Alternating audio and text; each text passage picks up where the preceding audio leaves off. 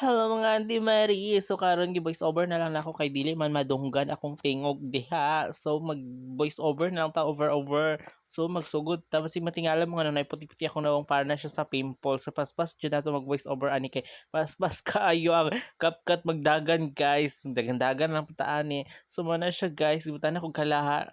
Mo to magbuhat ta og karon banana fries kay para go. Kara magipainit na nako siya, butangan na nako siya og mantika, hinay lang hulat lang ko na mainit na, and then giulonon na nako ang first batch. Mo na ang first batch, hulat-hulat na lang mahaon, and then wala na ko na videohan ang ano ang pang isa.